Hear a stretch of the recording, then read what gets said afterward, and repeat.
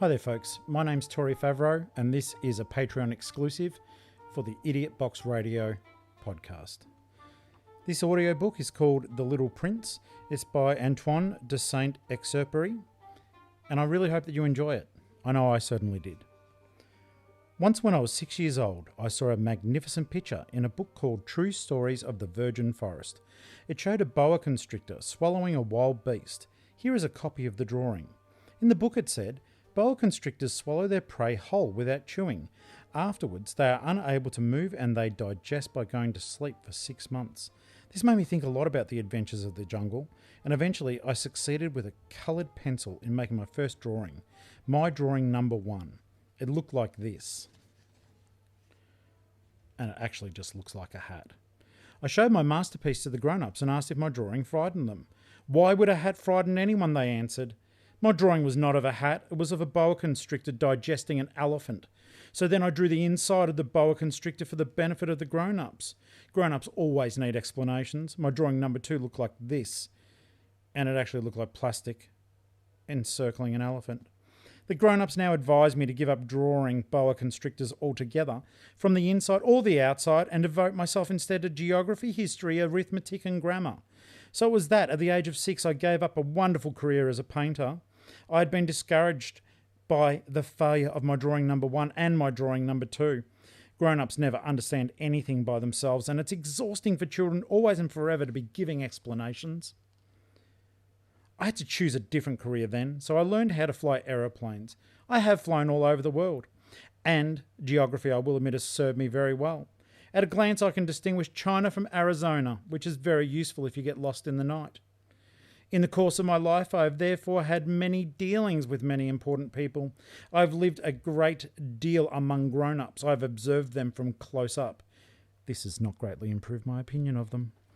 Whenever I came across one who seemed to me at all clear-headed, I would always try showing my drawing number 1, which I always kept by me. I wanted to find out if this was someone with real understanding.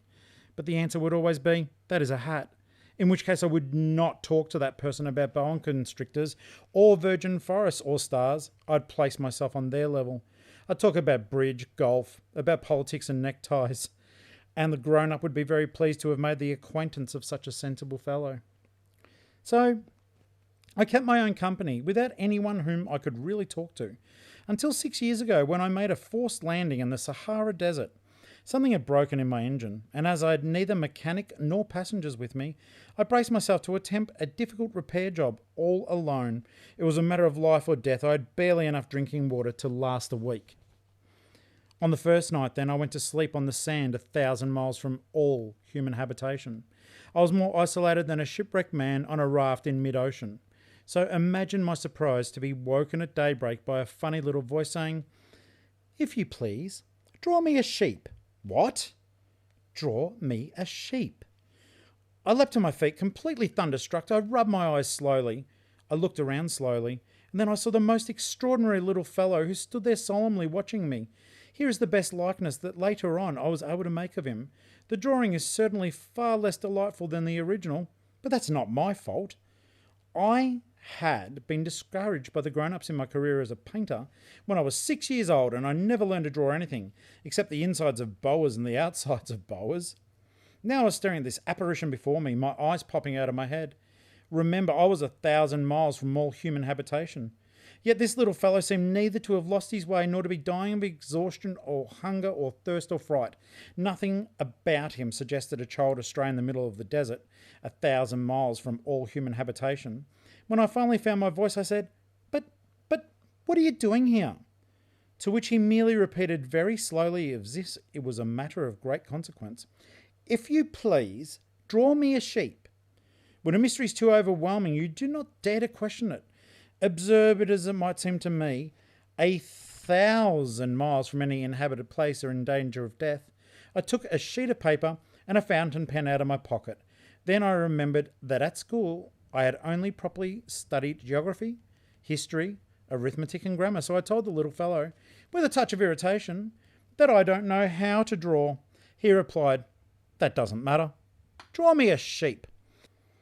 As if I had never drawn a sheep before, I copied out for him one of the 2 pictures that I did know how to draw. the boa constrictor seen from the outside, and I was astonished to hear the little fellow say, "No, no, no, I don't want an elephant inside a boa constrictor. Boas are very dangerous and elephants are very cumbersome. Where I come from, everything's tiny. What I need is a sheep. Draw me a sheep." So I drew him one. He studied it carefully and he said, "No, that one is already very sickly. Do me another." So I drew another. My friend smiled gently, even indulgently. "Surely you can see for yourself. That's not a sheep, it's a ram. Look at his horns." So I did my drawing once more, but it too was rejected like the others. "This one's too old. I want a sheep who will live for a long time." My patience was by now exhausted, for I was in a hurry to start dismantling my engine, so I rapidly scribbled the drawing you see below, which is a box with holes in it. Then I added by way of explanation, "This is his box. The sheep you want is inside." Much to my surprise, I saw the face of my young judge light up. "That's exactly how I want him. Do you think this sheep will need a lot of grass?" "Why?" "Because where I come from, everything's tiny. Now, there's bound to be enough. I've given you a tiny sheep." He bent over the drawing. "It's not as small as all that. Look, he's gone to sleep." And so it was that I made the acquaintance of the Little Prince. It took me a long time to discover where he came from. The Little Prince, who asked me so many questions, seemed never to hear the ones I asked him. It was from chance words dropped here and there that all was revealed to me. For instance, when he noticed my aeroplane for the first time, "I'm not going to draw my aeroplane. It would be far too complicated for me." He said, "What's that thing over there?" "That's not a thing. It flies. It's an aeroplane. It's my aeroplane." And I was proud to have him know I could fly. At which he cried out, "So what? You fell from the sky?" "Yes," I answered demurely. "Well, how funny." And the Little Prince broke into a charming peal of laughter, which I found greatly irritating, for I like my misfortunes to be taken seriously. Then he added, "You too then come from the sky. What planet are you from?" Suddenly I had a glimmer of understanding into the mystery of his presence here, and I quizzed him sharply, "So you come from another planet?" But he made no reply. He merely shook his head gently, looking all the while at my aeroplane. "No, you can't have come very far on that thing." And he fell into a long reverie. Then, taking my drawing out of his pocket, he became absorbed in the contemplation of his treasure.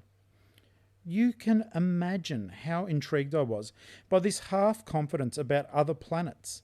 I did my utmost, therefore, to find out more. "Where are you from, then, little fellow? Where is this where I live that you mention?" "Where do you want to take my sheep?" After reflective silence, he answered, "The best thing about the box you've given me is that at night he can use it at his house." "Of course. And if you are good, I will give you a rope to tether him with during the day, and a post to tether him to." This proposal seemed to shock the Little Prince. "Tether him? What an odd idea! But if you don't tether him, he may go anywhere and end up lost." And my friend burst out laughing once more. "Where do you think he would go?" "Anywhere, straight ahead of him." At which point the Little Prince remarked solemnly, "That won't matter. Where I come from, it's so very small." Then perhaps, with a hint of sadness, he added, "Straight ahead does not take anyone very far." From this, I learnt a second fact of great importance. The planet he came from was scarcely bigger than a house. This was no great surprise to me. I knew very well that besides the important planets, Earth, Jupiter, Mars, Venus, and so on, to which names have been given, there are also hundreds of others, some so small that one has trouble finding them even through the telescope. When an astronomer finds one of those, he gives it a number instead of a name. So he might call it, for instance, Asteroid 3251. I have good reason to believe that the planet from which the Little Prince came is the asteroid known as B-612. This asteroid has only once been seen through a telescope by a Turkish astronomer in 1909. At the time, this astronomer made a grand presentation of his discovery before an international congress of astronomy, but since he was wearing Turkish national costume, nobody would believe him. Grown-ups are like that. Fortunately for the reputation of asteroid B-612, a Turkish dictator ordered his subjects on pain of death to convert to European dress. In 1920, our astronomer repeated his demonstration, wearing elegant evening dress. This time everyone accepted his proofs. The reason I have told you so much about asteroid B-612 and let you know its number is because grown-ups love figures. When you describe a new friend to them, they never ask you about the important things. They never say, "What's his voice like? What are his favourite games? Does he collect butterflies?" Instead, they demand, "How old is he? How many brothers has he? How much does he weigh? How much does his father earn?" Only then do they feel they know him. If you said to the grown-ups, I've seen a lovely house made of pink brick with geraniums in the window and doves on the roof, they are unable to picture such a house. You must say, I saw a house that cost 100,000 francs. Then they cry out, oh, how pretty. Again, you might choose to say to them, the proof that the little prince existed is that he was enchanting, that he laughed, and that he was looking for a sheep. When someone wants a sheep, it is proof that they exist. The grown-ups will merely shrug their shoulders and treat you like a child. But if you tell them the planet he comes from is Asteroid B-612, then they will be convinced and spare you all their questions. That's how they are. You must not hold it against them. Children have to be very indulgent toward grown-ups. Of course, for we who understand life, figures are quite unimportant. I would have liked to begin this story in the manner of a fairy tale. I would have liked to have written, once upon a time there was a little prince who lived on a planet scarcely bigger than himself, who was in need of a friend. To those who understand life, that would have had a much greater air of truth. You see, I don't want my story to be taken lightly. I have suffered so much grief setting down these memories. Already 6 years have passed since my friend went away along with his sheep. If I try to describe him here, it is so as not to forget him. To forget a friend is sad. Not everyone has had a friend. And if I do forget him, I might become like those grown-ups who no longer care about anything except figures. It's for this reason, too, I've bought a paint box and some pencils. It's hard to take up drawing again at my age when the only attempts you ever made were of the boa constrictor from the outside and the boa constrictor from the inside when you were 6 years old. Of course, I shall try to make my portraits as true to life as I can, but I am not at all sure of succeeding. Some drawings work, others do not. Sometimes my proportions are wrong. Here the little prince is too big, there he's too little. Other times I waver over the colour of his clothes, and so I fumble along, trying this and that as best as I can. But there you must forgive me. You see, my friend never gave explanations. Perhaps he thought I was like him, but I, unfortunately, am not able to see sheep through walls of boxes. Perhaps I am a bit of a grown-up after all. I must be getting old. And that ends part 1 of The Little Prince. Thank you so very much for listening, and the next installment will be coming to you soon. Thank you so much for supporting. I'm Tory. Have a great day.